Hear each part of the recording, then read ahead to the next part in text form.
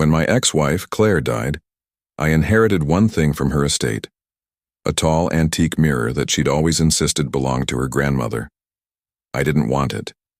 Truthfully, I didn't want anything that reminded me of her. Our marriage had been toxic, 6 years of manipulation, jealousy, and constant paranoia. But the lawyer said it was specifically written in her will that I was to have it, no one else. That should have been my first warning. The mirror arrived at my apartment a week later. It was huge, 7 feet tall, framed in dark mahogany, with delicate carvings of roses and thorns running along the border. The glass itself was faintly tinted, as if it had soaked in decades of cigarette smoke or shadows. When I unwrapped it, the air in the room felt colder.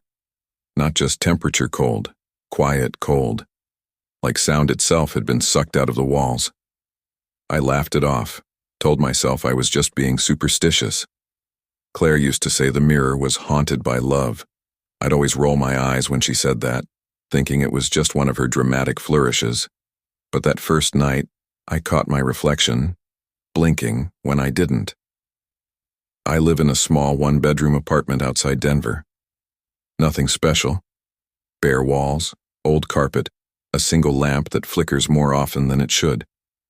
I placed the mirror in the corner of my bedroom, mostly because I had nowhere else to put it.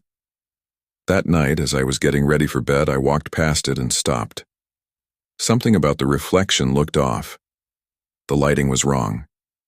The reflection of my lamp was dimmer than it should have been, the corners of the room swallowed by shadow, and my reflection was still smiling, even after I'd stopped. I turned around sharply, heart pounding. The room behind me was empty. When I looked back, my reflection looked normal again. I didn't sleep much that night. Over the next few days, things got worse. Sometimes when I woke up, the mirror would be slightly turned, angled differently than I'd left it. Once, I found faint handprints on the glass, smaller than mine, as if a woman had pressed her palms there from the inside.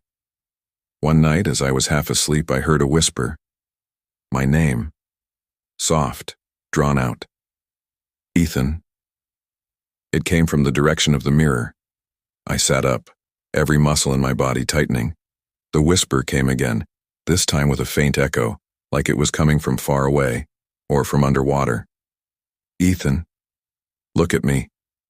I didn't move. I didn't breathe. The whisper turned into a laugh. A sound I knew too well. Claire. We hadn't spoken in almost a year before her death. Our marriage had ended violently, emotionally, not physically. She had accused me of cheating, of lying, of trying to replace her with someone else. The irony was, she was the one cheating, though she never admitted it. The last time we fought, she threw the mirror at me. It cracked just slightly along the right edge. I never forgot the look in her eyes that night, hatred mixed with something like fear. 2 months later, she was gone. Pills, whiskey, found on her bathroom floor with the light still on. The police said it was suicide, but I'd always suspected something darker, that maybe the mirror had something to do with it. Because when I went to her house to pack her things, I remember seeing the mirror standing in the corner of her bedroom, untouched, unbroken, perfect. The next night, I decided I'd had enough. I covered the mirror with a sheet and went to bed. Around 2 a.m., I woke up to the sound of glass cracking. When I turned on the light, the sheet was gone. The mirror stood bare again, and there was a long spiderweb crack across its surface, exactly where I'd seen it years ago after Claire threw it at me. My reflection was still there, but the crack distorted it.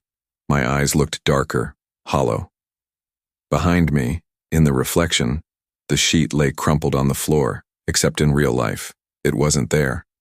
Then behind that, in the mirror, I saw her. Claire. Her face was pale, her lips colorless. Her eyes were wide open, black where pupils should be.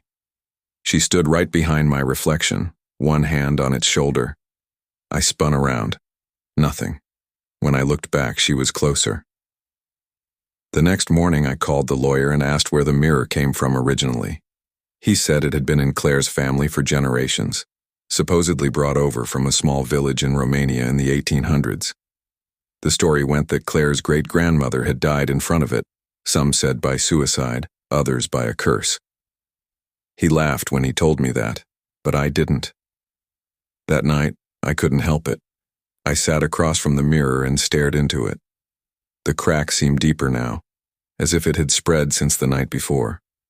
I whispered her name. Claire, what do you want? At first, nothing happened. Then the temperature dropped again and faint condensation began to form on the inside of the glass, like someone was breathing behind it. Slowly, the mist cleared and words appeared written from inside the mirror. Let me out. My blood ran cold. I stumbled back, knocking over a chair. My heart hammered in my chest as the reflection started to ripple, like water disturbed by a stone. Then, from within the reflection, Claire's hands pressed against the glass, palms flat, her nails scraping. Let me out, Ethan. Her mouth moved, but no sound came. The mirror started to hum, a deep vibration that rattled the walls. I backed away until I hit the door. Then, as suddenly as it started, it stopped. The mirror was just a mirror again, my own terrified face staring back. Except my reflection was still whispering. For the next 3 days, I refused to sleep in that room. I moved to the couch, leaving the bedroom door shut tight, but the whispers continued, through the walls, through my dreams. Every night at exactly 3:12 a.m., I'd hear her voice, faint but clear. You promised forever. On the 4th night, I woke up to find the mirror standing in the hallway outside my bedroom. I hadn't moved it. There were wet footprints on the carpet, bare, feminine, leading from the bedroom door to where the mirror now stood. I couldn't take it anymore. I grabbed a hammer from my toolbox and swung at the mirror with everything I had. The glass shattered into 1,000 pieces, scattering across the floor. But the second it broke, every light in the apartment went out. In the pitch dark, I heard breathing again. You shouldn't have done that. The voice was no longer coming from the mirror. It was coming from behind me. When the lights came back on, all the glass shards had vanished, every single one. In their place was something else, a single framed photograph lying on the floor. It was me and Claire on our wedding day. Except in the photo, her face wasn't smiling. It was screaming. I threw it out the next morning and packed my things. I moved into a small motel outside town, trying to convince myself it was all in my head.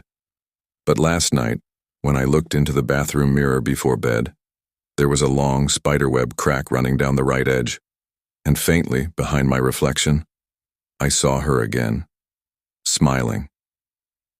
You can't break what's already inside you.